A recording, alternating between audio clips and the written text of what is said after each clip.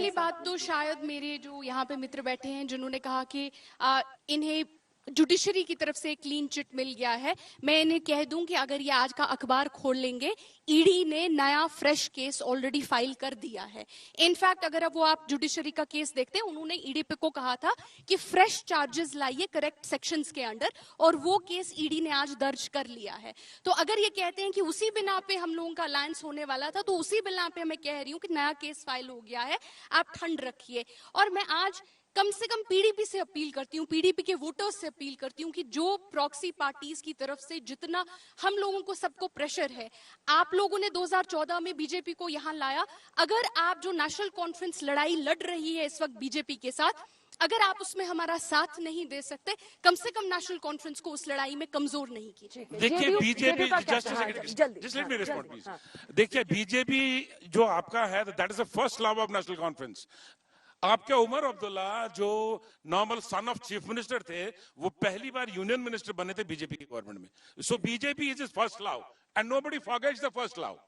सो just जो आप ये कह रहे हैं, मैं नेशनल कॉन्फ्रेंस के वोटर से ये रिक्वेस्ट करता हूं कि जो मैं नेशनल कॉन्फ्रेंस के वोटर से, आपके चैनल के मीडियम से ये रिक्वेस्ट करता हूं कि जिसने बीजेपी को अंदर ले आया, जेडीयू में ले आया, जिसने जेडीयू में अंदर लाया, वो हमारे जेडीयू का क्या है? रुक जाइए प्लीज। मैं पूछना चाहता हूं, ये जो डिबेट काफी देर से चल रहा है यहाँ पे, एनसी, कांग्रेस एंड पीडीपी, फिर सब लोग एक दूसरे के ऊपर, मैं जरा पूछ लूं 1990s में, 93 में कहाँ थे ये लोग?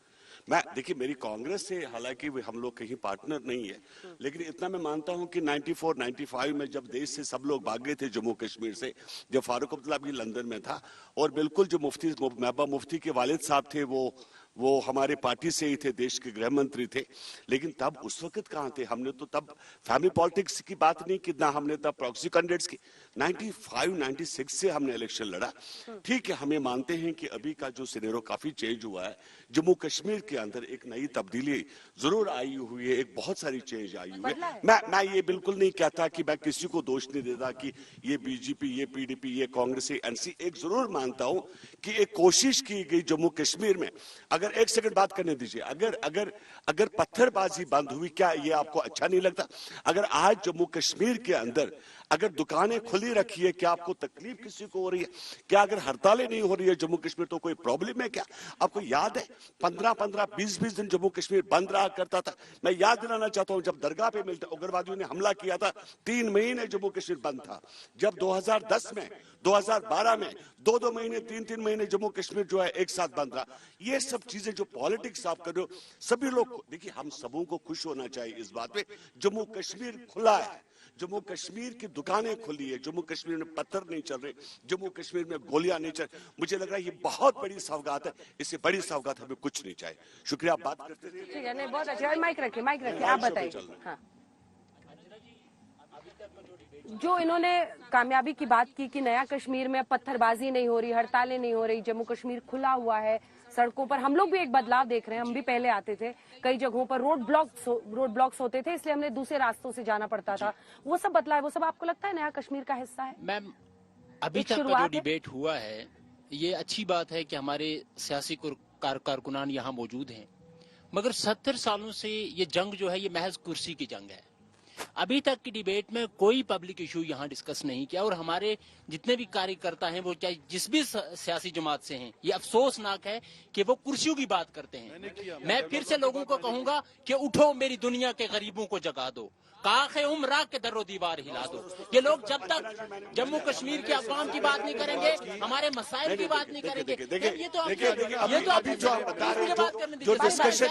नहीं हूँ मैं, जिसको बोलूँ वही जी, हमें बात करने दीजिए। आप सुनिए सब्र के साथ। मैम, यहाँ लॉन्चिंग का सिलसिला जारी है। नेशनल कॉन्फ्रेंस भी अपने नए नए प्रोडक्ट यहाँ लॉन्च कर रही है, पीडीपी भी कौन से प्रोडक्ट? जी, बच्चों को लॉन्च कर रहे हैं। कोई गांधरबल से करता है, तो कोई बीज बिहारा से करता है। ये क्या है? आप दूसरे लोगों को क्यों नहीं सामने आने दे रहे हैं? अंजना जी, आप इनसे सवाल पूछिए। ये लोग कभी बात नहीं करेंगे यहाँ की डेवलपमेंट के लिहाज से, ये लोग कभी यहाँ की तरक्की पर बात नहीं करेंगे। आप इनसे इनकी कुर्सियों के हवाले से सवाल ना पूछिए, इनको पूछिए कि 70 सालों का आप अपना अहाता बयान कीजिए कि आपने जम्मू कश्मीर के लिए क्या किया है। क्या हम सबसे वर्स्ट सतह पे नहीं है अनएम्प्लॉयमेंट में? मैडम को एक बार दीजिएगा। जी मैम, हमारे 2 मिनट में मैम, हमारे यहाँ पीएचडी स्कॉलर्स जो है अभी रोडों पे हैं और वो 10-10 हजार पे काम करने को मजबूर है। हमारे यहाँ पीएचडी स्कॉलर्स चाय की रेडी पे काम कर रहे हैं। क्या यही है इन लोगों की तरक्की? और 70 सालों का यही अहाता लेकर ये लोगों के सामने मैनिफेस्टो बना रहे हैं। मैम, हम बिल्कुल, मैं फिर से लोगों को कहूंगा कि गुलू में रंग भरे बादल बाहर चले भी आओ, कि गुलशन का कारोबार चले। अभी हमें ऐसी सरकारों की जरूरत नहीं है। इससे बेहतर जो एलजी इंतजामिया ने यहाँ काम किया है, हम उनके लिए दाद देते हैं और हम उम्मीद करते थे कि वो और काम करते। मगर अफसोसनाक है कि ये लोग फिर से आएंगे और हमें और कुछ लेंगे और हमें और घसीटेंगे। ये हमें इनसे कोई तवक्का नहीं है। ठीक, बोलिए मैडम, मैं आ रही हूँ। एक एक करके सब बोले।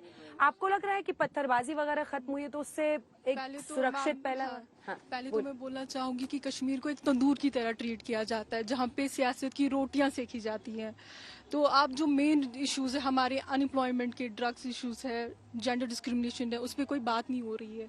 जब से डिबेट स्टार्ट हुआ ये है कि वो पार्टी ये पार्टी, इसीलिए हमने पॉलिटिकल पार्टियों के अलावा आप लोगों को बुलाया ताकि आप लोग अपनी बात कहिए। प्लीज बोलिए। ओके, 20th सेंचुरी के एंड पे यहाँ पे कोई भी ऐसा एजुकेटेड पर्सन नहीं था जो अनएम्प्लॉयड हो। अभी 21st सेंचुरी में अगर आप देखें तो हर कहीं पर पीएचडी स्कॉलर्स, जैसे कि निजामी साहब ने कहा कि रोड्स पे चने बेच रहे हैं, और contractual PhD, JRF, net qualified करके भी वो जस्ट 28,000 ले रहे हैं। अगर आप यूजीसी के गाइडलाइन के हिसाब से देखिए 58,000 की सैलरी है पर मंथ, लेकिन उनको 28,000 मिल रही है। आप ऐसे इश्यूज क्यों नहीं उठा रहे हैं? आप ये इश्यूज उठा रहे हैं कि वो पार्टी नहीं है, क्या इस पार्टी ने? हमारा मेन कंसर्न है कि आप यूथ पे क्यों नहीं फोकस कर रहे हो मैम? आप हमारे निजामी साहब ने जो बोला कि एलजी की जो एडमिनिस्ट्रेशन थी, उस शिकारे का मुझे लगता है नेता चुन लिया गया है। हाँ बिल्कुल, इन्होंने अच्छी बात की। इन्होंने कहा कि हमारे जो बैठे हुए हैं नुमाइंदगान, इन नुमाइंदगान ने बिल्कुल बात नहीं की, सिर्फ कौन क्रॉस कैंडिडेट उठा रहा है। जो यूथ है, मतलब जो कश्मीर की समस्या है अभी, लाइक अनएम्प्लॉयमेंट रेशियो में हमारे जो एजुकेटेड यूथ है 46% उनकी रेशियो है, और जो ड्रग एडिक्शन उसका सैलाब आया हुआ है, उस पे बारे में लाइक अगर कोई गन से मरता था लेकिन अब ड्रग एडिक्शन से मर रहे हैं। आप लोगों को अगर आप सड़क पे पूछोगे तो कोई ऐसी फैमिली नहीं होगी जिन्होंने ड्रग एडिक्शन में अपना कोई खोया नहीं होगा, and it is at epidemic level. उस पे तो हम कुछ नहीं कर रहे हैं। और खासकर इन्होंने कहा कि एलजी की हुकूमत से आ रहा है, क्या आप लोग क्या बता पाएंगे ये इसके बारे में? लाइक एक्चुअली में एनसीबी की रिपोर्ट मैंने लास्ट ईयर पढ़ी थी। 2019 से 2024 तक 400 ग्राम चरस पकड़ा गया है कश्मीर से। And what is the reason? Unemployment. जो इतना कॉन्फ्लिक्ट इतने टाइम से चल रहा है उस पर तो कोई बात हो नहीं रही है। ठीक है, उनको दीजिए माइक। कुछ बदला है मैम? आप बोल रहे हैं कि कश्मीर बदला है, नया कश्मीर आया है, लेकिन आप देखिए नए कश्मीर के साथ यहाँ शराब की दुकानें खुली जो कि कभी कश्मीरियों ने एक्सेप्ट नहीं की। हमारे शाहीन साहब अभी बोल रहे थे एनडीए के अलायंस पार्टनर भी है, लेकिन इनके बिहार में जहां इनकी हुकूमत चलती है वहां शराब बैन है, लेकिन इस जन्नत में शराब को रखा गया। क्या ये यहाँ पे डेवलपमेंट की गई 370 के बाद? और 370 में जो डेवलपमेंट यहाँ हुई तो कोई एक ऐसी डेवलपमेंट ये बताए जो यूथ के साथ हुई है, जहां यूथ आगे इनके साथ बढ़े। ये सिर्फ अपनी कुर्सियों के लिए महबूब जी ने इलेक्शन नहीं लड़ा, अपनी बेटी को आगे किया। उमर साहब इलेक्शन नहीं लड़ रहे, अब गांधरबल से बड़गाम भाग रहे, बड़गाम से बारामूला भाग रहे, तो है कहाँ उसकी जगह कहाँ है? लोग उसको कहाँ पे चल रहे हैं? 4 जगह वो नॉमिनेशन कर रहे हैं क्योंकि लोगों को पता है वो क्या है और क्या कर रहा है। पर पिछली बार वो हार गए ना बारामूला। वो तो बारामूला से हारे, अभी तो बड़गाम जा रहे हैं, जहाँ बड़गाम में किसी के अपने वोट है वहाँ पे अपने बहुत सारे आरोप लगे हैं उन पर। फिर उनको माइक दे दीजिएगा। रुक जाए, अभी रुक जाए, उनको बोलने दी। आप बोलिए, पहले जवाब दे दीजिए। जी।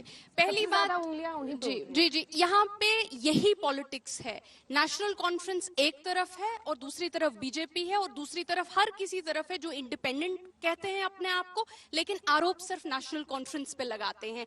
पिछले 10 साल से बीजेपी की हुकूमत है। स्टूडेंट्स ने बहुत अच्छे सवाल किए, अनएम्प्लॉयमेंट पे सवाल किए। आज हमारी जम्मू और कश्मीर की अनएम्प्लॉयमेंट जो है पूरे देश में 2nd नंबर पे है, लेकिन शायद ये बोलना भूल गए कि पिछले 10 साल से जम्मू और कश्मीर में सरकार बीजेपी की है और निशाना बनाया उमर अब्दुल्ला साहब को। भाई वो तो 10 साल पहले छोड़ के चले गए थे। 2010 में जब जम्मू और कश्मीर नेशनल कॉन्फ्रेंस की सरकार थी उस वक्त अनएम्प्लॉयमेंट का रेट 7% था। आज आपने कहा कि 70 साल में आपने क्या किया? नेशनल कॉन्फ्रेंस 70 साल को भी थी ही नहीं। नेशनल कॉन्फ्रेंस जो थी वो सिर्फ 23 इयर्स पावर में यहाँ पे रही है, और अभी 10 साल बीजेपी ने क्या किया? बीजेपी का नाम नहीं लेंगे, कहेंगे अनएम्प्लॉयमेंट है, ड्रग एडिक्शन है, लेकिन एलजी साहब बड़े अच्छे हैं। जब एलजी साहब बड़े अच्छे हैं तो अनएम्प्लॉयमेंट क्यों है, ड्रग एडिक्शन क्यों है? मुझे पीडीपी की सरकार बनी थी तो आप लोगों ने उस टाइम सरकार क्यों नहीं बनाई? क्या उमर अब्दुल्ला उस टाइम अपनी सीट से हार चुके थे और आप लोगों ने यहाँ सरकार नहीं बनाई क्योंकि उनको सीएम नहीं मिल रहा? बहुत परेशानी है। ये बताइए कि आपने जम्मू कश्मीर बैंक में कितने अच्छे से रिक्रूटमेंट किए हैं, क्या उसका अहाता है, आप डाटा है? क्या आपने यूनिवर्सिटी के अंदर जो लोग रिक्रूट किए हैं उनका डाटा है? जम्मू कश्मीर देखिए Jammu Kashmir bank recruitment scam जो था वो पीडीपी बीजेपी गवर्नमेंट में हुआ था। सवाल करेंगे नेशनल कॉन्फ्रेंस से, पीडीपी वालों को कहेंगे पीडीपी वालों के एलजी बड़े अच्छे हैं, बड़े जबरदस्त हैं। आप देखिए बीजेपी पीडीपी का स्कैम बैंक का हुआ कब था? ये इंडिपेंडेंट का, इसीलिए यही अंजना जी प्रॉब्लम है। ये जो आप कहती है ना सबको प्रॉक्सी कहते हो, सबको प्रॉक्सी कहते हो, हमें बताइए बीजेपी के भी इल्जाम हम पे नेशनल कॉन्फ्रेंस पे, ये इंडिपेंडेंट लोग कौन लगाते हैं, कहां से आते हैं? एलजी साहब की तारीफ करके जाते हैं।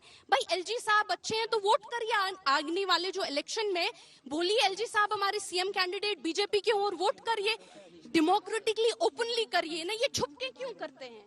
ठीक है, एक जवाब उसके बाद आप। जवाब मैं देना चाहता हूं। यहाँ अभी इफ्रा जी बोल रही थी डेवलपमेंट की बात। अभी उमर अब्दुल्ला साहब जो हैं गांधरबल से चुनाव लड़ रहे हैं, उनके वालिद फारूक अब्दुल्ला साहब गांधरबल से चुनाव लड़ चुके हैं, जीत के भी आए हैं। शेख अब्दुल्ला साहब ने गांधरबल में चुनाव लड़ा है, लेकिन गांधरबल में अगर किसी ने डेवलपमेंट की, गांधरबल को अगर डिस्ट्रिक्ट दिया वो गुलाम नबी आजाद साहब ने दिया। वहां से चुनाव गुलाम नबी आजाद ने नहीं लड़ा, वहां से चुनाव हर बार नेशनल कॉन्फ्रेंस ने जीता, लेकिन डिस्ट्रिक्ट जो है, अस्पताल जो है, स्कूल जो है, सड़कें जो है, वो गुलाम नबी आजाद साहब ने बनाई। तो डेवलपमेंट पे आप चर्चा नहीं करिए। मुझे आप बताइए, मैंने आपको पहले भी चैलेंज किया कि मुझे बताइए उमर अब्दुल्ला साहब जब चीफ मिनिस्टर थे 6 साल, आजाद साहब ने कुर्बानी दी, उनको बनाने जा रहे थे चीफ मिनिस्टर, लेकिन उन्होंने बोला नहीं।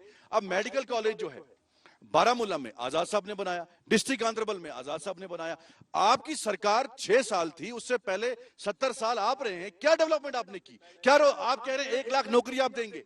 1 लाख नौकरी एक डिस्ट्रिक्ट में आज जो है पूरी नहीं होगी। पूरे स्टेट में 1 लाख को क्या करोगे? एटलीस्ट प्रॉमिस करिए कि 10 लाख नौकरियां देंगे। आपने डेवलपमेंट का कहीं मैनिफेस्टो में जिक्र ही नहीं किया। 370 का आप कर रहे हैं, जो सुप्रीम कोर्ट ने ऑलरेडी कहा कि भाई ये वो एक गॉन केस है। हम कह रहे हैं कि आप असेंबली में कानून लाइए कि बाहर का शख्स यहां नौकरी ना कर सके, बाहर का शख्स यहां जॉब नहीं कर सके, वो असेंबली में आप रेजोल्यूशन ला सकते हैं, कानून ला सकते हैं। लेकिन लोगों को, बाकी जो भी आपके विरोधी हैं, उनको कहेंगे आप बीजेपी प्रॉक्सी, बीजेपी प्रॉक्सी। कब तक ये डोंग चलता रहेगा? यहां के कश्मीर के आम युवाओं को, जैसे अभी निजामी साहब ने कहा, इसको मौका दीजिए, मुझे हराइए, लेकिन उसको आम व्यक्ति को मौका दीजिए। आपने ठेकेदार बना दिए हैं, सिर्फ एनसी पीडीपी 2 ही परिवार यहां राज करेंगे। क्या आम कश्मीरी को हक नहीं है कि वो चुनाव लड़े?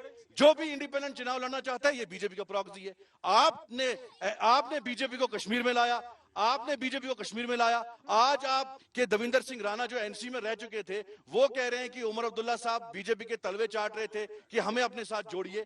तो आप कब तक ये तमाशा करेंगे? जो भी कश्मीर का आदमी चुनाव, मैं आपको कहूं, जो इंडिपेंडेंट्स हैं वो मैक्सिमम नौजवान है, युवा है कश्मीर के, पीएचडी होल्डर्स हैं, इंडिपेंडेंट दिखाइए उनका।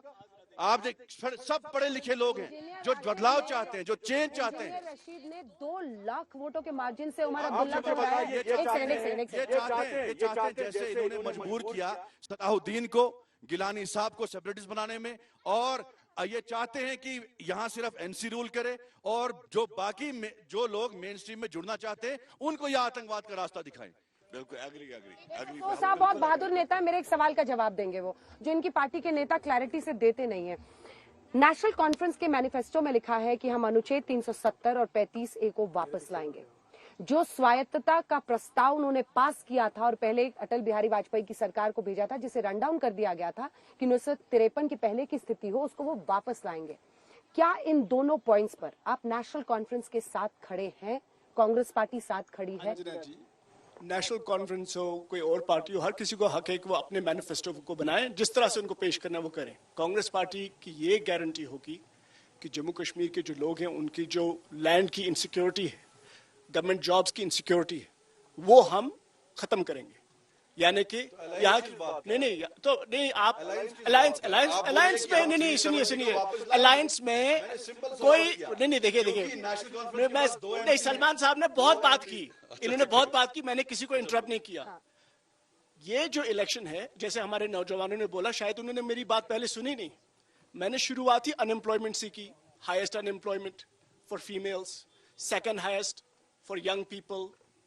ड्रग्स की इन्होंने बात की, 13.5 लाख लोग, पार्लियामेंट की स्टैंडिंग कमेटी ने कहा कि 13.5 लाख लोग ड्रग्स के शिकार हैं। शेर सुना रहे थे आप जी। हाँ। मुझे खुदाई गजल मीर तकी मीर का एक शेर याद आ रहा है। वो कहते हैं कि गुल हो महताब हो खुर्शीद हो मीर, गुल हो महताब हो खुर्शीद हो मीर, अपना महबूब वही है जो अदा रखता है। अब इसी तरीके का मसला हमारी पॉलिटिकल पार्टीज के साथ है, या हमारी अपनी पर्सनल जो कम्युनिटीज हैं, B it our student community और अवर ट्राइबल कम्युनिटी, इसी तरीके का मसला है। आप देखें, हम किसी एक पार्टी से तवक्को लेके नहीं बैठे हैं। हमारा ये है कि जो हमारे इश्यूज को रेज करेगा, जो हमारे मुद्दों को आगे लाएगा, जो अपने मैनिफेस्टोज में हमारे इश्यूज को इंक्लूड करेगा, हम लोग उन्हीं के साथ हैं, हमारा साथ उन्हीं लोगों को है। Which is a pressing issue जो यूथ का है, वो रिजर्वेशन का मसला है। जैसे सेंटर ने भी जो क्या किया है, इसकी कैप उन्होंने 70% तक लेके गए हैं, तो ओपन मेरिट बेचारों के लिए अब 30% रहा है, और अनएम्प्लॉयमेंट का रेशियो यहाँ पे वो कहाँ जाएंगे? Like I belong to the open merit, तो हमारे लिए अपॉर्चुनिटी कश्मीर में सिर्फ एक गवर्नमेंट सेक्टर है which is providing the employment, उसमें भी आपने जो कैप रिजर्वेशन वहां पे जो ट्राइबल्स को दे दी है। और वन मोर थिंग, ये जो है like the youth of Kashmir, हमें जो चाहिए मेन, लाइक अनएम्प्लॉयमेंट है, ड्रग एडिक्शन है, we want the political stability, हमें पॉलिटिकल स्टेबिलिटी चाहिए।